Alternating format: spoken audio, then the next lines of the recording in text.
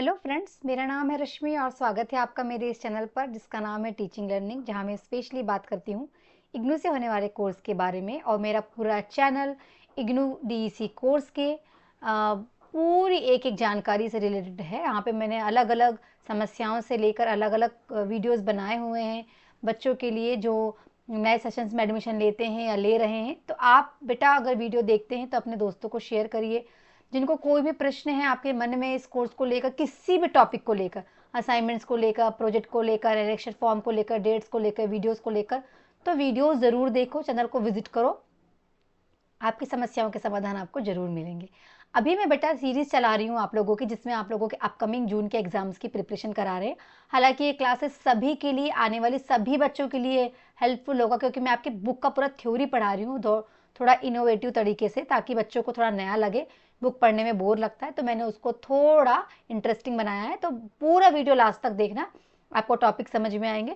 DEC 1 में बेटा 7 blocks थे आपके, जिसकी मैंने पूरी क्लासेस कराई हैं। 7 क्लासेस आ गई हैं, पूरी प्लेलिस्ट डली हुई है, आप उसको जरूर देखेंगे टीचिंग लर्निंग बाय रश्मि पटले पर जाकर। ठीक है। और मैंने अभी तक आपसे कहा नहीं, लेकिन अभी रिक्वेस्ट है कि जब भी आप क्लासेस देखें तो शॉर्ट नोट्स के लिए एक नोटबुक और पेन लेके बैठे, ताकि अपने शॉर्ट नोट्स बनाते रहें, ताकि आपको पता हो एटलीस्ट आपका सिलेबस में क्या है और क्या बेसिक पॉइंट है, मेन पॉइंट है। ठीक है। आज हम पढ़ने जा रहे हैं आपका डीईसी 2। उसके पढ़ने से पहले थोड़ी सी इन्फॉर्मेशन दे देती हूँ कि मैं अपने वीडियो के माध्यम से बच्चों को इन्फॉर्मेशन देती हूँ कि मैं बच्चों को स्टडी मटेरियल भी सेल करती हूँ। इट मीन्स कि आपके सॉल्व पीडीएफ प्रोवाइड करते हैं हम। इस कोर्स में बच्चों के कॉलेजेस क्लासेस नहीं लगते, तो कौन से कार्य कैसे करने हैं वो सॉल्व फॉर्म में हम बच्चों को सेल करते हैं। पूरा कॉम्बो असाइनमेंट्स का, प्रोजेक्ट का और क्वेश्चन बैंक का, पेपर की तैयारी का, बहुत मिनिमम चार्जेस में। और जो बच्चे पूरा कॉम्बो लेते हैं उनको पर्सनली हम पूरा गाइड भी करते हैं।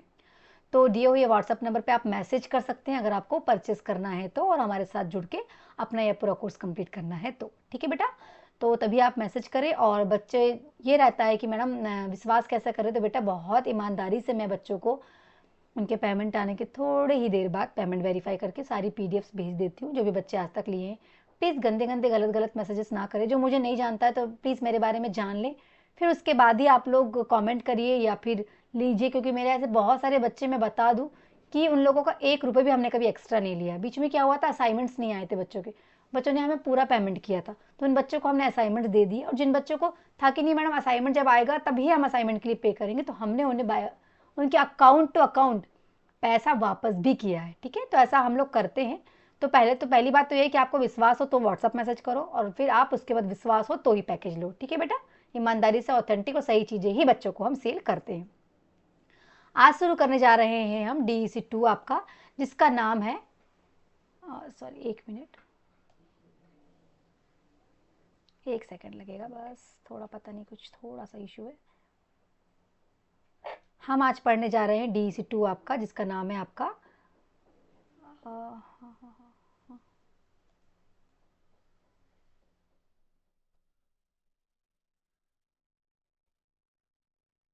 बाल स्वास्थ्य एवं पोषण, जिसको हम इंग्लिश में बोलते हैं चाइल्ड हेल्थ एंड न्यूट्रिशन। इसका सिलेबस है आपका, जिसका मैंने पहले ही बताया है आपको कि 8 ब्लॉक है। ब्लॉक नंबर 1 में हिंदी इंग्लिश दोनों में आपको थोड़ा इंट्रो दे देती हूँ, ताकि आपको ये पूरा, जब आप पढ़ो पूरा सिलेबस, आपको 8 वीडियोस मिलेंगे डिफरेंट ब्लॉक्स पे, तो आपको समझने में ईजी हो। अगर आप इंट्रो समझ लेते हैं ना, पूरा सिलेबस आधा यहीं कवर हो जाता है।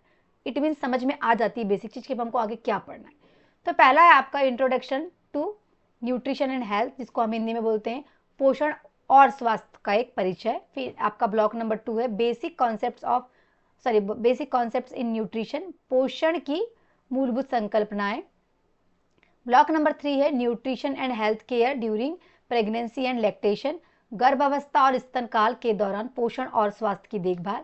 ब्लॉक नंबर 4 है nutrition and health care during infancy and early childhood, शैशवावस्था और प्रारंभिक बालावस्था के दौरान पोषण और स्वास्थ्य की देखभाल।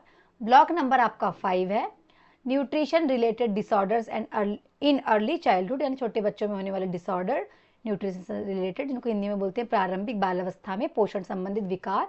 ब्लॉक नंबर 6 है आपका न्यूट्रिशन एंड हेल्थ प्रोग्राम्स, जो गवर्नमेंट चलाती है, पोषण और स्वास्थ्य कार्यक्रम। फिर ब्लॉक नंबर 7 है आपका बचपन की सामान्य बीमारियां, उनकी रोकथाम और प्रबंधन, पार्ट 1। ठीक है, इसको इंग्लिश में बोलते हैं common childhood illness, their preventions and management, और इसी का पार्ट 2 8 नंबर के आपके ब्लॉक में है। ये पूरा आपका सिलेबस है किसका, DEC 2 का, ठीक है, आपके DEC 2 का पूरा सिलेबस है। हम 1 बाय 1 पढ़ेंगे, 8 डिफरेंट ब्लॉक्स आएंगे आपके, 8 डिफरेंट वीडियोज आएंगे, ठीक है बेटा। तो आज हम पढ़ेंगे ब्लॉक नंबर 1। आपका DEC का ब्लॉक नंबर जो 1 है, ये है आपका ब्लॉक नंबर 1। ब्लॉक नंबर 1 का यूनिट नंबर 1, अब अलग अलग ब्लॉक में ना 5-5 6-6 4-4 ऐसे यूनिट्स हैं, ठीक है, तो वो मैं आपको यूनिट वाइज ही पढ़ा रही हूँ, यूनिट के नाम भी मिलेंगे, टॉपिक भी मिलेंगे, तो पूरी बुक आपकी हम लोग ने कवर किया है। कहता है ये आपका कि पोषण की संकल्पनाएं क्या हैं, the concept of nutrition. Nutrition क्या होता है, तो पहले हम देखते हैं फूड एंड इट्स फंक्शंस, क्योंकि आप अगर न्यूट्रिशन पढ़ रहे हो तो न्यूट्रिशन हमें किससे मिलता है, फूड से मिलता है, खाने से मिलता है, भोजन से मिलता है। तो पहले हम पढ़ेंगे भोजन और उसके कार्य क्या होते हैं। तो भोजन का कार्य होता है आपको क्या देना, एनर्जी प्रदान करना है ना, शारीरिक कार्य के लिए ऊर्जा प्रदान करना, ठीक है, लिखा हुआ है ऊर्जा वृद्धि मरम्मत, आपके बॉडी को एनर्जी देना, आपकी बॉडी की रिपेयरिंग करना और आपके बॉडी को डेवलप करना, विकास करना है ना, वृद्धि के लिए, ठीक है।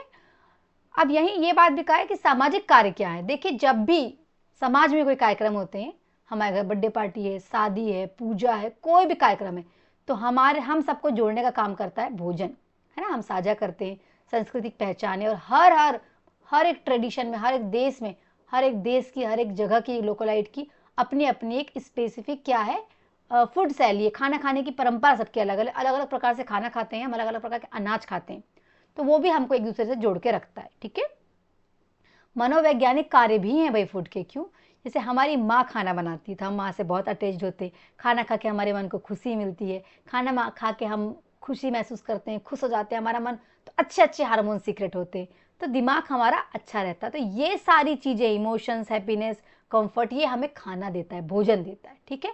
तो ये पहला पॉइंट है न्यूट्रिशन के। पहले हम जाने कि न्यूट्रिशन किससे मिलता है, किससे, भोजन से। और भोजन क्या है ये हमने देखा, ठीक है, भोजन की क्या मूलभूत संकल्पनाएं हैं वो, ठीक है। इसके बाद है मीनिंग ऑफ न्यूट्रिशन। न्यूट्रिशन की क्या मीनिंग है, न्यूट्रिशन मतलब खाना खाने से आपको जो चीजें प्राप्त होती हैं वो होता है न्यूट्रिशन। तो क्या प्राप्त होता है हमको, माइक्रो न्यूट्रिएंट्स और मैक्रो न्यूट्रिएंट्स, सूक्ष्म पोषण और स्थूल पोषण। माइक्रो न्यूट्रिएंट्स में आते हैं आपके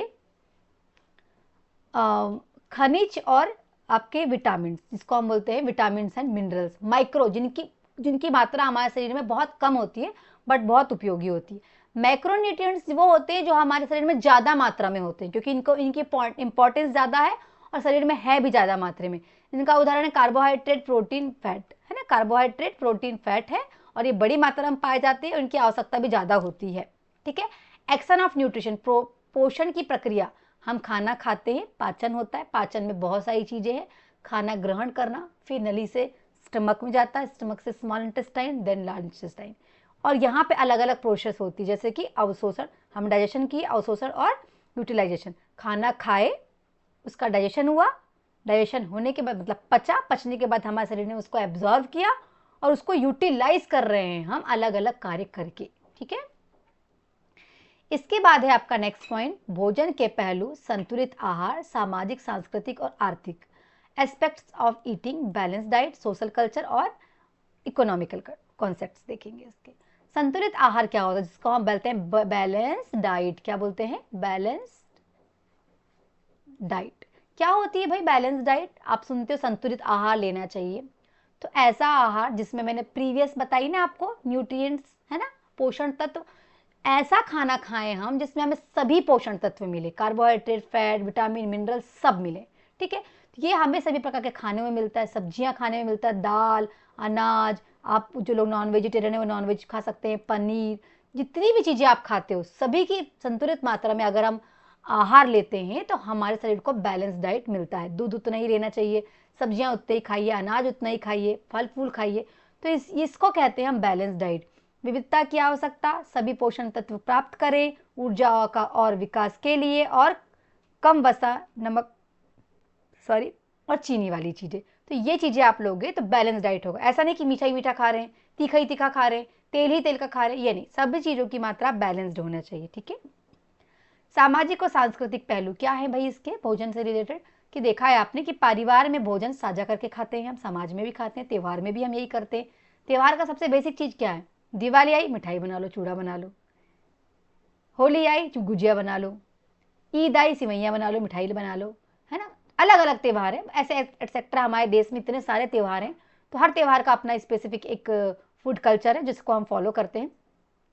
सामुदायिक जुड़ाव, हम अलग अलग कार्यक्रम में जाते हैं, शादी ब्याह बर्थडे पार्टी पूजा, वो बच्चों एक दूसरे को जोड़ के रखती है ना भोजन के माध्यम से। और नेक्स्ट है आपका सांस्कृतिक पहचान। जैसे मैंने बताया, सब अलग अलग संस्कृति के लोग अलग अलग प्रकार का भोजन करते हैं और हम अडॉप्ट भी करते हैं अलग अलग प्रकार का भोजन, क्योंकि हम भारत में विविधता के साथ रह रहे हैं। आर्थिक पहलू ये हैं कि हमारे पास कितना पैसा है और हम उतने पैसे में क्या भोजन कर रहे हैं, क्या उस भोजन में हमको पूरा न्यूट्रिशन मिल रहा है। ठीक है, तो ये लागत प्रभावी विकल्प होना चाहिए, स्थानीय और मौसमी सब्जियां होना चाहिए। अब देखो, मान लीजिए मैं राजस्थान या हरियाणा या मैं एमपी में रहती हूँ, तो सेब मेरे यहाँ सस्ते नहीं मिलेंगे, क्योंकि मेरे यहाँ सेब आता है कहाँ से, उन देशों से, उन जगहों से, पहाड़ी क्षेत्रों से जहाँ सेब बहुत उगते हैं और उस क्षेत्र में सेब सस्ते मिलेंगे। तो ये डिपेंड करता है, सेब के उदाहरण दिया हुआ है कि भाई हर चीज़ की आवश्यकता हर जगह पे पूर्ति हो और पॉकेट फ्रेंडली हो, बजट के अंदर हो। ठीक है, बर्बादी ना करें हम, देखो बजट के अंदर हो, और गरीब हो चाहे अमीर हो, सबको बैलेंस डाइट तो मिलनी ही चाहिए, संतुलित आहार तो मिलना ही चाहिए। ये एक सरकार की, एक देश की सबसे मुख्य जिम्मेदारी है। ठीक है, फिर यहाँ ये सारी चीज़ें दी है कि शैक्षणिक लाभ के लिए पोषण न्यूट्रिशन, यानी कि आप अगर स्कूल में पढ़ रहे हो, कोई भी कार्य कर रहे हो, तो भाई आपको हर कार्य करने के लिए खाने की जरूरत पड़ती है। तो मैंने मिड डे मील के बारे में आपको पहले ही बताया हुआ है। गवर्नमेंट की एक बहुत अच्छी स्कीम है मिड डे मील, जहाँ बच्चों को प्रलोभन के माध्यम से, प्रलोभन भी कह सकते हैं हम, कि क्योंकि बच्चों को खाना खाना है, किसी भी व्यक्ति को खाने के लिए, किसी भी जीव को सबसे बेसिक नीड भोजन होती है। अब भोजन के लिए क्या करते थे, पहले कम उम्र में बच्चे भी पैसे कमाने लगते थे कि उस पैसे को कमा के हम खाना खाएंगे। सरकार ने चलाया कि अब स्कूल आओ, हम खाना भी देंगे और शिक्षा भी देंगे। तो इसमें क्या है, शिक्षा का दर बढ़ा और बच्चों को भरपूर पौष्टिक आहार भी मिला। तो ये मिड डे मील का एक पूरा कॉन्सेप्ट है। यहाँ पे 0 ईयर से लेके कह सकती हूँ मैं 14 साल तक के बच्चों को निःशुल्क भोजन दिया जाता है। ठीक है, सरकार के द्वारा अब भारत देश के सभी स्टेट्स में फॉलो किया जाता है। ठीक है, नेक्स्ट है आपका पारस्परिक संबंध, पोषण, स्वास्थ्य, कुपोषण और संक्रमण का। इन सब का इंटर रिलेशनशिप बिटवीन है, किस किस का, न्यूट्रिशन, हेल्थ, माल न्यूट्रिशन और इन्फेक्शन। ये एक दूसरे से कनेक्टेड है, एक को भी अगर कुछ फर्क पड़ता है तो इन सब में फर्क पड़ता है। जैसे मान लीजिए किसी को माल न्यूट्रिशन, कुपोषित है वो, तो उसको संक्रमण जल्दी होगा, बीमारियां जल्दी होगी, इन्फेक्शन होगा और उसको संक्रमण के प्रति संवेदनशील होगा, मतलब जल्दी जल्दी बीमार पड़ेगा। किसी को इन्फेक्शन है तो भी सेम कंडीशन है। मतलब ये पूरा एक चक्र बना हुआ है। किस कारण है ये, खाने की कमी के कारण है। वो खाना नहीं मिल पा रहा तो ग्रोथ भी नहीं हो रहा है।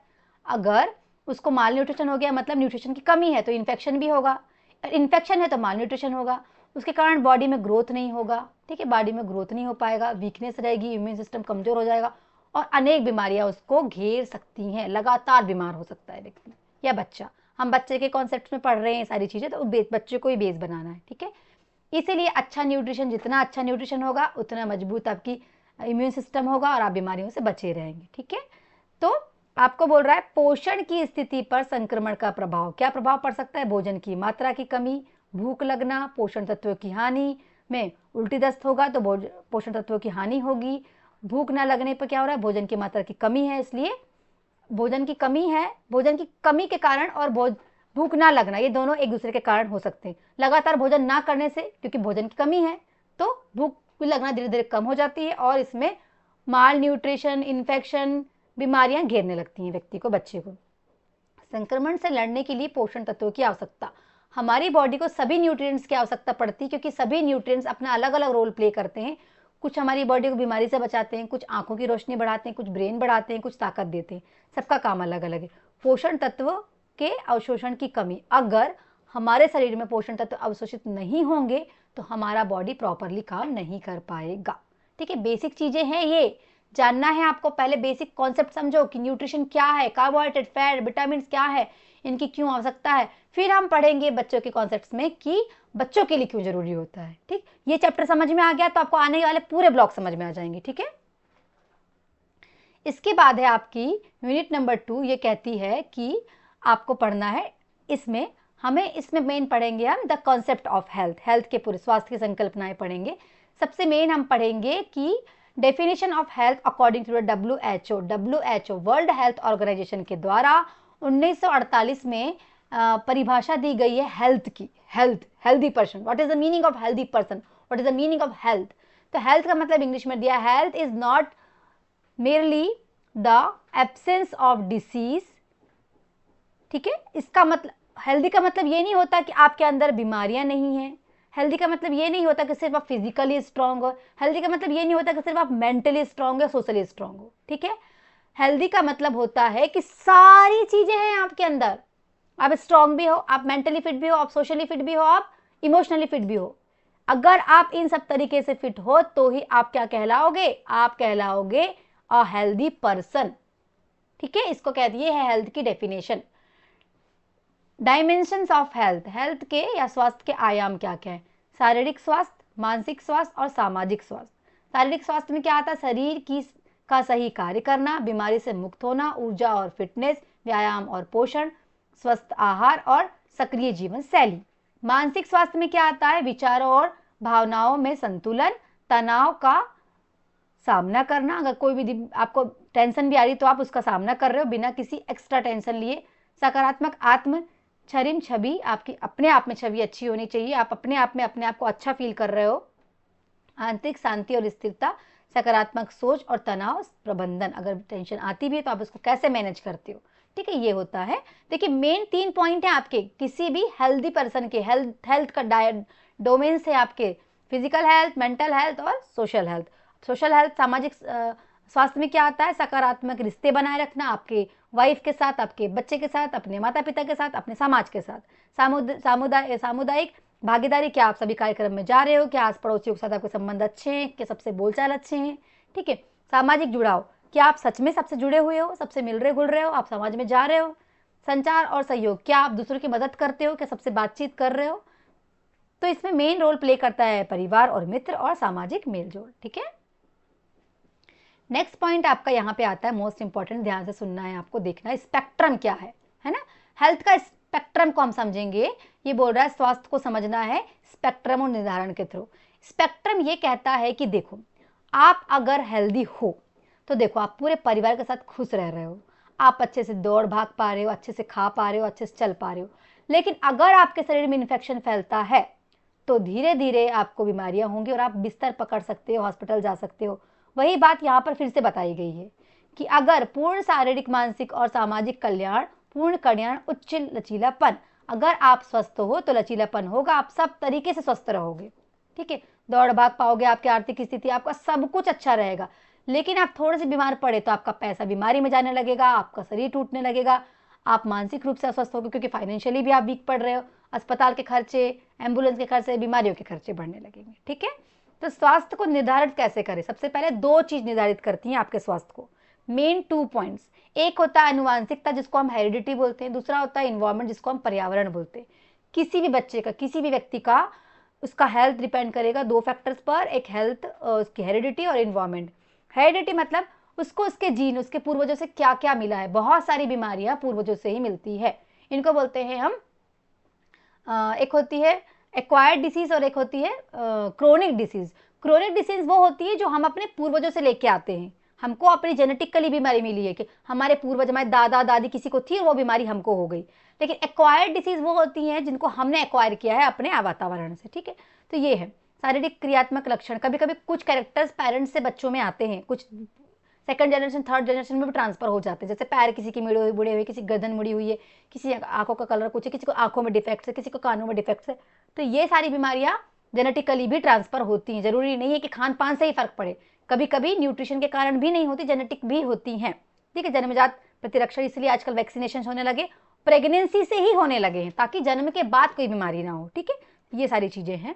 इसके बाद इन्वायरमेंट, प्रकृति, आपका वातावरण, आप कैसे, वायु आपको शुद्ध मिल रही है कि नहीं, जल मिल रहा है कि स्वच्छता में रह रहे हो कि नहीं, आप जिस कम्युनिटी में रह रही हो वहाँ रिलेशन कैसा है आपका, आप अच्छे से हो कि नहीं। जो गर्भवती महिला है उसका व्यवहार घर वालों के साथ कैसे है, घर वालों का व्यवहार उसके साथ कैसा है।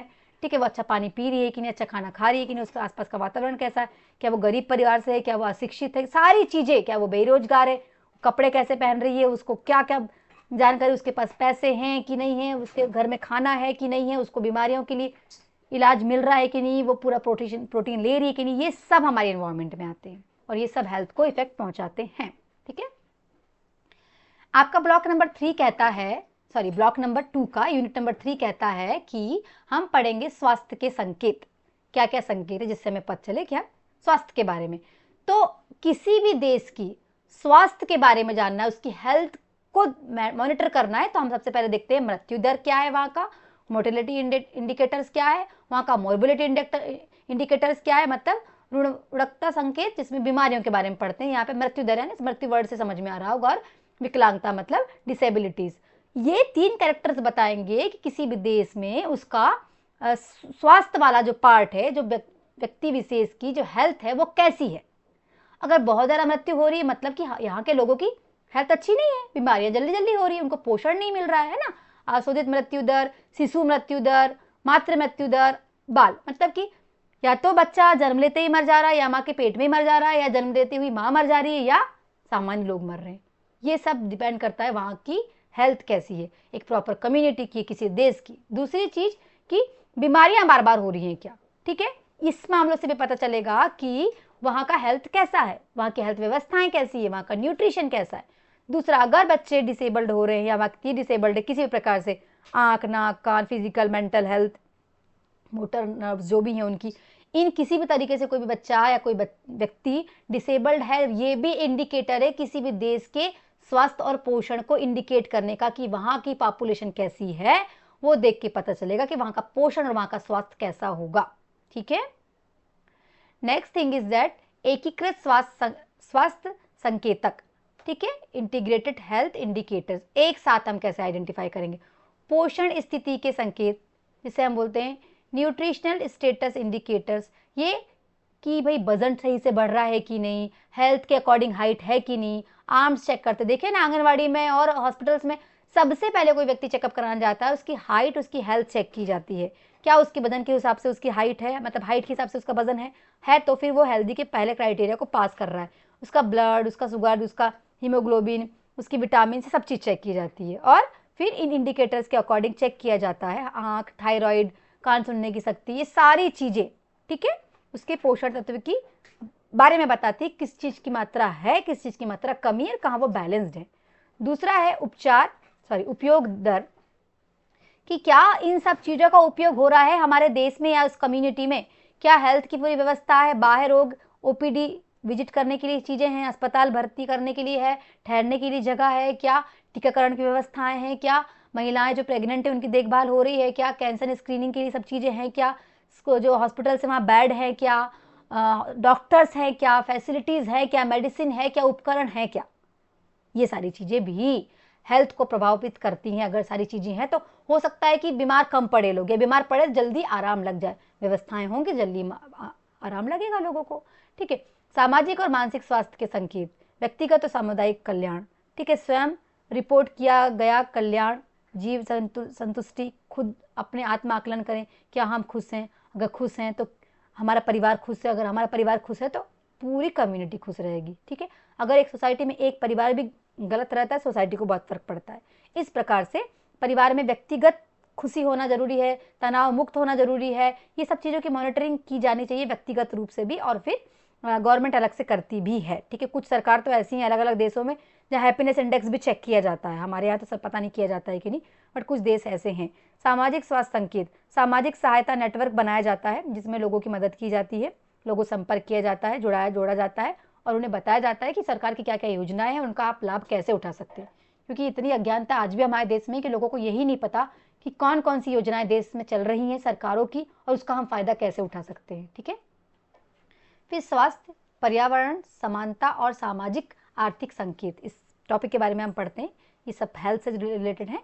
तो पर्यावरण संकेत, अगर आपका वायु की गुणवत्ता अच्छी है, हमारे यहाँ जो इंडस्ट्रीज है वहाँ से निकलने वाला धुआं पहले फिल्टर होता है, तो जो बारिश होगी वो अच्छी बारिश होगी। अगर हम सोलर पैनल का यूज़ कर रहे हैं तो हमारे यहाँ बिजली का उत्पादन जो है इंडस्ट्रीज़ में कम होगा, है ना, जहाँ पे कोयला का उपयोग किया जाता है वो कम होगा, तो पॉल्यूशन कम होगा। ज़रा पेड़ लगाना चाहिए जिससे कार्बन डाइऑक्साइड की मात्रा कम होगी और ऑक्सीजन की मात्रा बढ़ेगी। ठीक है, ये सारी चीज़ें भी हमारे पर्यावरण बताता है कि हम कितने हेल्दी रहेंगे, या हमारा व्यक्तिगत जो विकास है देश का वो कितना हो रहा है, कितने हेल्दी हैं लोग। ठीक है, जीवन की समानता के संकेत। अब निष्पक्षता, न्याय, समान अवसर और मूल्यांकन, कि भाई महिला पुरुष को समान अवसर मिल रहा है, हर जाति धर्म के लोगों को समान अवसर मिल रहा है, उनके अधिकार समान है, लिंग महिला हो या पुरुष हो सब उसको समान शिक्षा मिल रही है, समान स्वास्थ्य मिल रहा है, उसके लिए आवासीय व्यवस्थाएं हैं, मेडिकल की फैसिलिटीज़ है, ट्रांसपोर्ट की व्यवस्थाएं हैं, एजुकेशन है, सब है। ठीक है, ये भी एक हेल्दी इन्वायरमेंट, हेल्दी कंट्री की पहचान है। ठीक है, उसके बाद है स्वास्थ्य नीति कि आप डॉक्टर की व्यवस्था है कि नहीं, भाई सरकार कितना खर्च कर रही है स्वास्थ्य पे, बीमा पे कितना खर्च कर रही है, लोगों को क्या फैसिलिटीज़ दे रही है, प्रोवाइड कर, टीकाकरण हो रहा है कि नहीं, माँ का मृत्यु दर कितना है, बच्चों का मृत्यु दर कितना है। जितना कम रहेगा उतना ही हेल्दी कंसिडर किया जाएगा प्रॉपर कम्युनिटी को, प्रॉपर देश को। सामाजिक आर्थिक संकेत, हमारी जीडीपी कितनी है, साक्षरता दर कितना है, रोजगार दर कितना है, जीवन प्रत्याशा कितनी है, और मानव विकास HDI जिसको बोलते हैं ह्यूमन डेवलपमेंट इंडेक्स क्या है। ये किसी भी देश की हेल्थ न्यूट्रिशन को बताता है। ठीक है, इसके बाद है भारत की स्वास्थ्य स्थिति और स्वास्थ्य देखभाल प्रणाली को हम समझेंगे कि क्या क्या योजनाएं चल रही हैं। देखिए 70 साल से जन्म के समय से जीवन पर्यंत, मतलब बच्चों की देखभाल जो है उसके जन्म से लेके उसके जीवन पर्यंत, हम मानते हैं आइडियल एज 70 है, तो तब तक हमारे देश में ऐसी व्यवस्थाएं होना चाहिए कि उस सेवाएं मिले। ठीक है, उसके बाद ये चेक करना कि शिशु का मृत्यु दर कितना है, फिर ये चेक करना कि जो माता है उसका मृत्यु दर कितना है, जन्म देते हुए माँ का, पहले ऐसा होता था कि जन्म देते हुए माँ भी मृत्यु हो जाती थी, तो अब हमारी फैसिलिटीज़ इतनी अच्छी हो गई कि ये मृत्यु दर कम हो गया, जितना कम रहेगा उतना स्वस्थ कंसिडर किया जाएगा देश को। ठीक है, फिर आपका जो नवजात शिशु है वो हेल्दी है कि नहीं, माँ हेल्दी है कि नहीं, उसको पोषण मिल रहा है कि नहीं, उसको कोई बीमारियां तो नहीं, ये सारे चेकअप करना। फिर अगर मान लीजिए कोई एक्सीडेंट हो रहा है या कुछ भी दुर्घटना हो रही है, उसको इंस्टेंट क्या व्यवस्था है हमारे देश में। ठीक है, बीमारियों की क्या व्यवस्थाएं हैं, बीमारी से रोकथाम के लिए क्या योजनाएं चला रही है देश, डायबिटीज़ के लिए, टीबी के लिए, कैंसर के लिए, मलेरिया, डेंगू, हेपेटाइटिस, इसके लिए HIV, इसके लिए क्या गवर्नमेंट योजनाएं चला रही है, क्या सही योजनाएं चल रही है, कितना दर है इन बीमारियों का हमारे देश में, मानसिक स्वास्थ्य कैसा है लोगों का। ठीक है, ठीक है, मेंटल हेल्थ कैसी है, न्यूट्रिशन कैसा दिया जा रहा है, किस किस स्तर पर हम फैसिलिटीज़ दे रहे हैं, प्राइमरी सेकेंडरी टर्सरी लेवल पर, मतलब गाँव स्तर पर, ब्लॉक स्तर पर, जिला स्तर पर, हायर लेवल पर, है ना, मेट्रो सिटीज़ में क्या क्या मेडिकल फैसिलिटीज़ है ये यहाँ दिया हुआ है, तृतीय श्रेणी, प्रथम श्रेणी, इसका डिटेल में थोड़ा सा हम यहाँ आगे पढ़ते हैं। यही दिया हुआ है आपको कि सार्वभौमिक स्वास्थ्य केयर होना चाहिए, पूरा एक WHO ऑर्गेनाइज करता है, जिसमें वर्ल्ड हेल्थ ऑर्गेनाइजेशन डिसाइड करता है कि पूरे वर्ल्ड के, पूरे देश में स्वास्थ्य के लिए क्या क्या कार्य होना चाहिए, हेल्थ के लिए, बच्चों के लिए, महिलाओं के लिए क्या क्या व्यवस्थाएं होनी चाहिए, इसके बारे में दिया। कल्याण को बढ़ावा देना, अनुसंधान और का मार्गदर्शिका, गुणवत्तापूर्वक चिकित्सा पहुंचना चाहिए सब लोगों को, असमानता को दूर करना है, स्वास्थ्य आपातकाल की व्यवस्थाएं कराना है ना, सार्वभौम स्वास्थ्य केयर करना है। ठीक है, जो मेजर बीमारियां जैसे TB, मलेरिया, एड्स, इसके लिए WHO काम करती है, पूरे देश के लेवल पर फंड भी आता है, क्योंकि ये ऐसी बीमारियां जानलेवा बीमारियां हैं, इनके लिए स्पेशली काम किया जाता है। और हमारे देश में देखिए कम्युनिटी लेवल पर जहाँ पे आंगनवाड़ी, बाल वाटिका आंगनवाड़ी चलाई जाती है, प्राइमरी हेल्थ सेंटर्स होते हैं गांव लेवल पर, फिर सेकेंडरी कम्युनिटी हेल्थ लेवल है, फिर प्राइमरी में क्या होता है कि प्राथमिक स्वास्थ्य केंद्र होते हैं, उप स्वास्थ्य केंद्र होते हैं, सेकेंडरी में आपको जिला अस्पताल दिखेगा, और टर्सरी में सुपर डिलक्स जो बोलते हैं ना, सुपर स्पेशलिस्ट हॉस्पिटल्स, जहाँ पे अलग अलग ऑर्गन, अलग अलग बीमारियों के लिए अलग अलग इलाज किया जाता है, गवर्नमेंट प्राइवेट सभी हमारे देश के अलग अलग कोने में अवेलेबल है। स्वास्थ्य व्यवस्थाएं अब निरंतर बढ़ती जा रही है, सरकार का पूरा प्रयास है कि गांव-गांव तक, जन जन तक अच्छी स्वास्थ्य व्यवस्था पहुंचे, लोगों को टीकाकरण हो, अच्छे से इलाज हो, और हमारा देश स्वस्थ रहे, बच्चा और महिलाएं सब बहुत अच्छे से स्वस्थ रहें, ताकि आज का बच्चा कल का भविष्य बन पाए। आज का बच्चा स्वस्थ होगा मानसिक, शारीरिक रूप से और आर्थिक रूप से भी, तो आगे हमारा देश तरक्की कर पाएगा। तो ये था हमारा ब्लॉक नंबर 1 DC का, जहां पर स्वास्थ्य एवं पोषण पूरा चैप्टर ही है। आगे भी आप हेल्थ, न्यूट्रिशन, अलग अलग योजनाएं, टीकाकरण, बीमारियां, इनके ही बारे में हमारा चैप्टर है, तो ध्यान से सुनना है, पूरे वीडियोस देखना है, पूरा वीडियो देखने के बाद शॉर्ट नोट्स बना लीजिएगा। ठीक है, और आपसे रिक्वेस्ट है, पसंद आते हैं वीडियो तो प्लीज़ कमेंट जरूर करिएगा, क्योंकि मैं कमेंट पढ़ती हूँ, मुझे बहुत अच्छे अच्छे फीडबैक मिलते हैं, मुझे इंस्पिरेशन मिलती है आपके कमेंट से। तो उम्मीद है वीडियो पसंद आया होगा। पसंद आया है तो लाइक से सब्सक्राइब करना नहीं भूलना है। जिन भी बच्चों को पैकेज लेना है ना, व्हाट्सअप नंबर शो हो रहा है, मैसेज करके आप डिटेल्स लेके पैकेज वगैरह परचेज कर सकते हैं। असाइनमेंट, प्रोजेक्ट, क्वेश्चन बैंक सभी के।